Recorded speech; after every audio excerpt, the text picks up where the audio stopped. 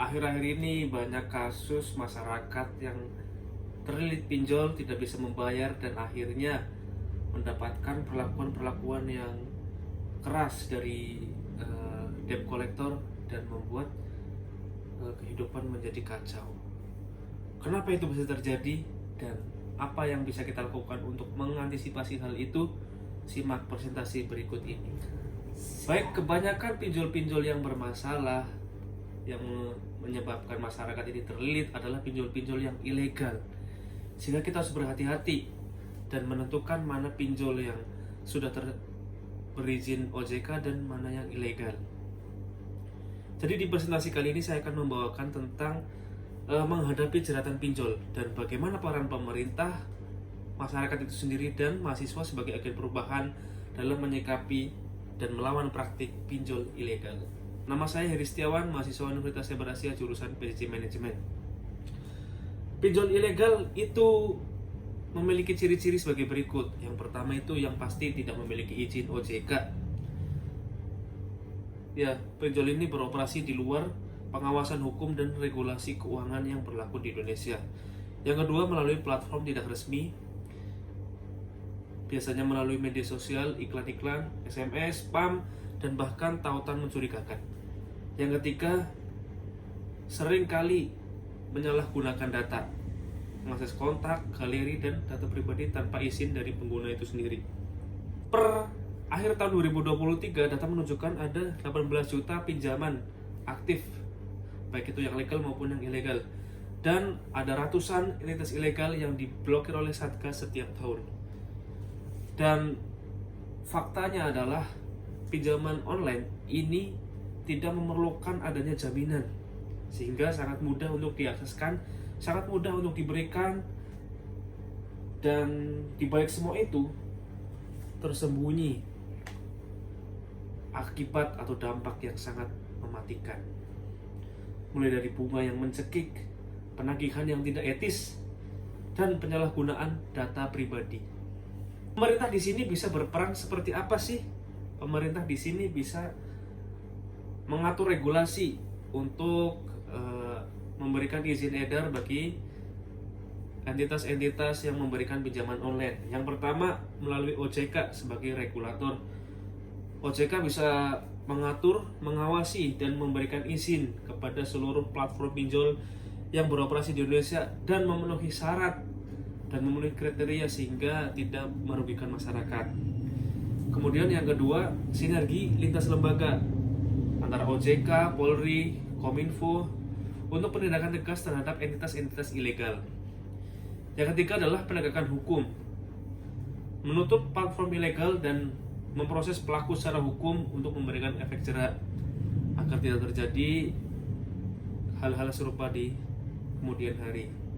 Pemerintah dalam hal ini melalui OJK juga bisa melakukan edukasi sebagai senjata utama untuk membekali masyarakat supaya tidak terlilit pinjol. Yang pertama, dengan meningkatkan literasi keuangan. OJK dengan aktif memberikan edukasi keuangan kepada masyarakat melalui berbagai kanal, khususnya di media sosial maupun media-media lainnya. Kemudian yang kedua adalah membedakan yang legal versus yang ilegal. Masyarakat ini diajarkan mengenai pinjol yang terdaftar di OJK dan pinjol yang tidak terdaftar di OJK supaya bisa memilih mana yang legal, mana yang ilegal. Kemudian yang ketiga adalah menyediakan kanal pengaduan. Penyediaan jalur resmi untuk melaporkan pelanggaran dan melindungi hak-hak konsumen. Mengapa edukasi ini krusial? Sebagian besar korban pinjol adalah mereka yang kurang teredukasi terkait literasi keuangan, dan karena iming-iming proses yang mudah dan tanpa agunan, maka disitulah mereka terperosok ke dalam lubang pinjol yang mencekik. Kemudian peran yang bisa dilakukan oleh mahasiswa sebagai agen perubahan, yang pertama adalah digital native.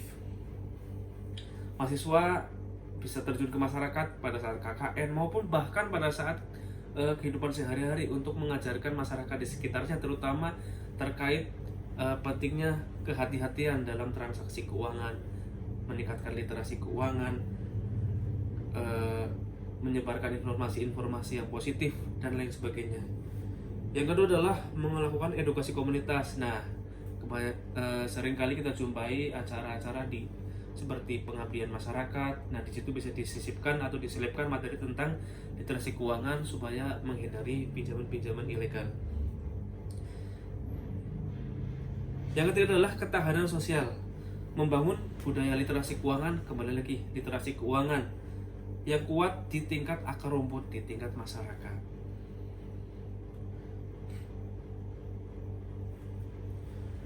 Nah, untuk aksi nyata sebagai konsumen, yang pertama adalah kita harus selalu cek legalitas dari platform penyedia pinjol itu sendiri. Apakah itu sudah terdaftar di OJK, ataukah ini abal-abal dan sebagainya. Karena kalau abal-abal mencurigakan, bisa mendatangkan dampak yang buruk.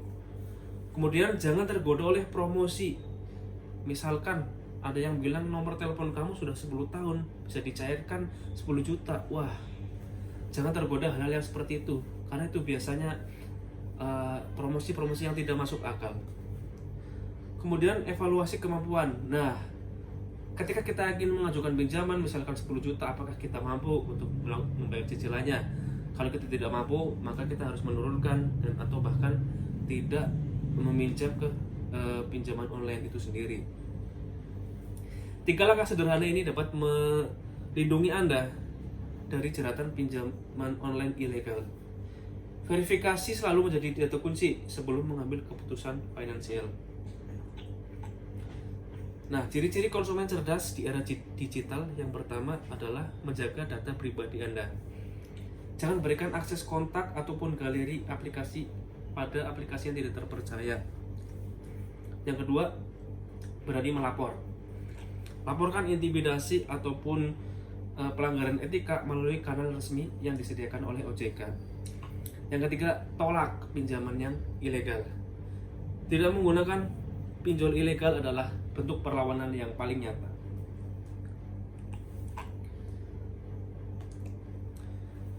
Kesimpulannya adalah berani menolak, bijak bertindak. Pemerintah sebagai regulator, tugasnya adalah meregulasi dengan tegas dan pengawasan berkelanjutan. Konsumen sebagai, dalam hal ini bisa dibilang target marketnya atau target pasarnya, harus cek legalitas, lindungi data, dan berani melapor. Mahasiswa sebagai agen perubahan memiliki peran untuk edukasi, terutama edukasi komunitas, edukasi masyarakat, dan membangun ketahanan sosial. Pinjol hanyalah alat. Gunakan secara bertanggung jawab dan legal. Bersama kita adalah garda terdepan melawan praktik pinjaman ilegal demi masa depan finansial yang lebih baik. Terima kasih. Semoga bermanfaat. Saya Heri, akhir kata, Assalamualaikum warahmatullahi wabarakatuh.